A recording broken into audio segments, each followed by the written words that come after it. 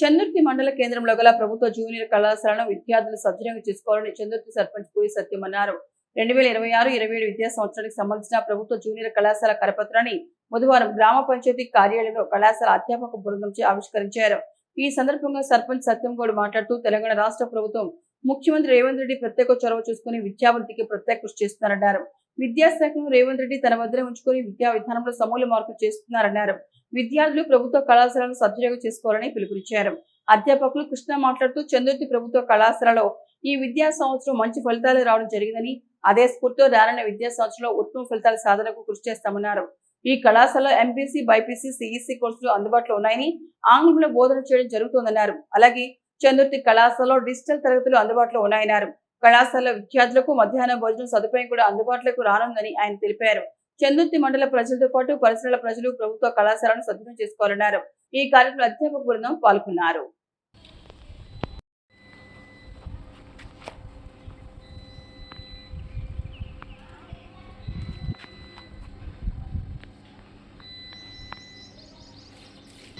మన కాలేజీ ఉంది కాబట్టి ఆ కాలేజీ ఇనాగ్రేషన్ ఒక కరపత్రం ఆవిష్కరించడం జరిగింది. మన మండలంలో ఉన్న విద్యార్థులందరూ మంచి మార్కులు సంపాదించుకోవడం జరిగింది. ఇప్పుడు రానున్న రోజుల్లో కూడా అడ్మిషన్ మన చందుర్తి కాలేజీలో తీసుకోవాలి. ఎందుకంటే మొన్నటికి మొన్న మన గౌరవనీయులు ఆది శ్రీనివాస్ గారు ఎమ్మెల్యే గారు మనకు 20 లక్షల రూపాయలు కూడా శాంక్షన్ చేపించడం జరిగింది.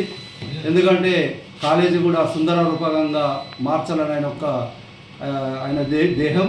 ఎందుకంటే రోడ్డు కూడా బాగాలేకుండా కూడా రోడ్డు కూడా అప్పటికప్పుడే సిమెంట్ రోడ్డు వేపించడం జరిగింది. మీ అందరికీ తెలుసు. అది రేవంత్ రెడ్డి గారు కూడా విద్య మీద వైద్యం మీద కూడా మరి చర్యలు బాగా తీసుకోవడం జరుగుతుంది. మన చందుర్తి నుంచి నరసింగాపురం బస్సు కూడా స్టార్ట్ కాబోతుంది. కాలేజీ స్టార్ట్ కావడంతోనే మనకు అక్కడి నుంచి ఎవరికైనా కానీ ఎంత బస్సులు సౌకర్యం ఖచ్చితంగా ఉంటుంది.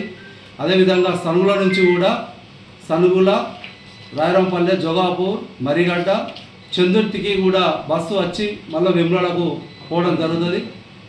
అందరూ మన చందుర్తి కాలేజీలో ఖచ్చితంగా మీరు అడ్మిషన్ తీసుకోవాలి. మేము కూడా చందుర్తి మా పాలకవర్గం కూడా ఏదన్నా అవసరం ఉన్నంత వరకు మేము కూడా మాకు ఐఐటి సాయశక్తుల వరకు మేము కూడా సేవా భావాలు మేము చూపిస్తాం కాలేజీ మీద. ఎప్పుడో కాలేజ్ స్టార్ట్ అయినప్పుడు కూడా మేము అందరం మాకు అంతకుముందు గొట్ట ప్రభాకర్ గారు సర్పంచ్ ఉన్నప్పుడు కూడా డిస్కులు కూడా కావాలంటే అవి కావాలంటే అప్పుడు కూడా మేము చేయించడం జరిగింది. ఎందుకంటే మన కాలేజీ మీద ప్రత్యేక దృష్టి మన ఎమ్మెల్యే గారు పెట్టడం జరిగింది. మొన్న కూడా భూమి పూజ కార్యక్రమం చేసుకోవడం జరిగింది. ఈరోజు ఇక్కడికి వచ్చిన అందరికీ ప్రతి ఒక్కళ్ళకు పేరు పేరున నా యొక్క కృతజ్ఞతలు.